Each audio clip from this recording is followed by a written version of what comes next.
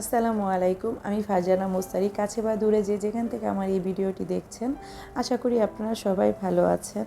আলহামদুলিল্লাহ, আমরাও ভালো আছি। আজকে একটি ছোট ভিডিও নিয়ে আপনাদের সামনে চলে আসলাম। আশা করি আপনাদের ভালো লাগতে পারে। ঈদ মানে আনন্দ, ঈদ মানে খুশি।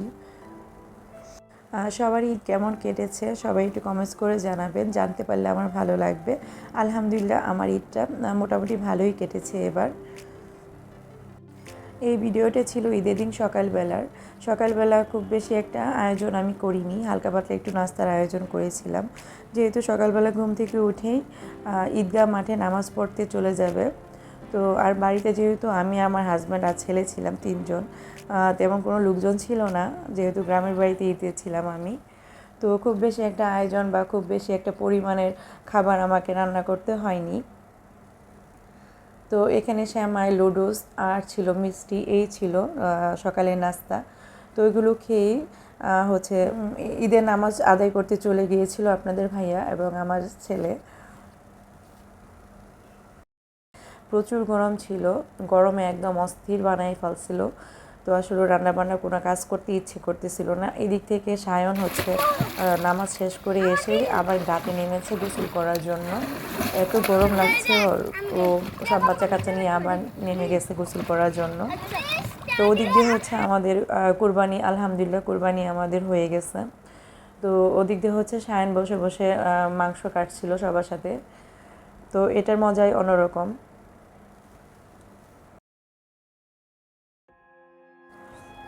এরপর হচ্ছে দুপুরে রান্নাবান্নার কাজ করেছিলাম এবং সব কিছু রান্নাবান্না সব কমপ্লিট করে, তো ভিডিও নেওয়ার মতো আর পরিস্থিতি ছিল না। এত পরিমাণে গরম ছিল যে ভিডিও নেওয়ার মতো কোনো ওয়ে পাচ্ছিলাম না, কোনো ধরনের মানে সম্ভব ছিল না আমার পক্ষে। তো ঈদের দিন তো অবশ্যই রান্নাবান্না করেছি, খাওয়া দাওয়া করেছি। এরপর হচ্ছে একদম সন্ধ্যার আগে আগে খুবই মানে গরম লাগছিল, ভাবলাম একটু বাইরে থেকে ঘুরিয়ে আসি। তো এরপর আসলাম বাগানে এসে দেখি যে প্রচুর পরিমাণ বক ফুল পড়ে আছে এবং অনেক বক ফুল হয়েছে গাছে। আম হয়েছে প্রচুর পরিমাণ, আম অলরেডি পাকা শুরু হয়ে গেছে। তো এগুলোই দেখতেছিলাম আর একটু হাঁটাচাড়া করতেছিলাম। এত গরমে একদম মানে পাগল হয়ে যাচ্ছিলাম। তো সবারই হয়তো একই অবস্থা ছিল। তো এরপর হচ্ছে একটু বাগানগুলোকে একটু ঘুরে ঘুরে দেখছিলাম আমাদের। তো এই বাগানটা আমাদের দেখা শেষ হওয়ার পরে আরেকটা বাগানে চলে যাই।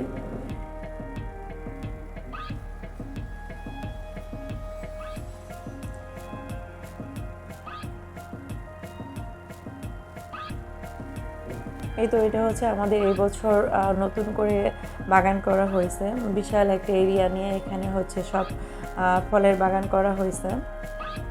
তো এখানে একটু হাঁটাচড়া করলাম, বিকেলবেলা একটু ঘুরে টুরে দেখলাম। খুবই মানে ক্লান্ত লাগতেছিল সারাদিন কাজ টাজ করে, যদিও ঈদের কাজ শেষ হয়নি এখনও, অনেক কাজ বাকি রয়েছে। তো তারপরেও মাঝখানে একটু এসে ঘুরে টুরে গেলাম।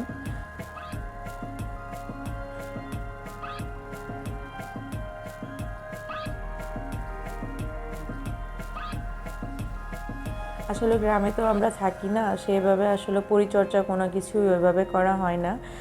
আসলে যতই লোক থাকুক না কেন, নিজের মতো করে তো সবটা আসলে ওটা সামলায় নিতে পারে না বা সামলানো হয় না। তো যখন আসি তখন পরিপাটি থাকে, যখন চলে যায় তখন দেখি যে আবার এলোমেলো হয়ে যায়, এরকমই একটা বিষয়। তো এরপর আমি চলে গেছিলাম হচ্ছে আমার শাশুড়ি মায়ের কাছে। আমার শাশুড়ি মা হচ্ছে বাসায় থাকে, ভাইয়ের বাসায়, আমার ভাসুরের বাসায়। তো সেখানে আম্মাকে খাওয়াই দিচ্ছিলাম। তো আমার শাশুড়ি মা এখানে আবার আমাকে হচ্ছে দোয়া করে দিচ্ছে। সায়নের আব্বু বলতেছিল তো ওর প্রচুর অসুস্থ, মাথার ব্যথা এসেই একটার পর একটা আছে। তো শাশুড়ি মা এখানে আমাকে মানে দোয়া করে দিচ্ছিল, মানে অনেক ধরনের কথাবার্তা বলতেছিল। তো সবাই আমার শাশুড়ি মার জন্য দোয়া করবেন। আমার শাশুড়ি মা প্রায় 100 বছরের উপরেই হয়ে যাবে। আমার শাশুড়ি মা তো বলে 100-র উপরে। তো তার ছেলে মেয়েরা বলে যে না, কিছু হলেও কম হবে এরকম। তো যাই হোক, তো এখনও আলহামদুলিল্লাহ কথাবার্তা বলতে পারে, সুস্থ, মোটামুটি সুস্থ আছে, একটু সমস্যা আছে। তো সবাই একটু দোয়া করবেন আম্মার জন্য, যাতে আম্মা সুস্থ হয়ে যায়। আমাদের জন্য দোয়া রাখবেন। তো এখানে আমি আর হচ্ছে আমার জাল দুজনে মিলেই গল্প করতেছিলাম, আম্মাকে খাওয়াচ্ছিলাম। আর এটা হচ্ছে আমাদের গ্রামের বাড়ি হচ্ছে রাস্তা। তো একদম দুধারে গাছগুলো অনেক সুন্দর লাগতেছিল দেখতে। তো এই জায়গাটা একটু ভিডিও করে নিলাম। সবাই ভালো থাকবেন, সুস্থ থাকবেন। আল্লাহ হাফেজ।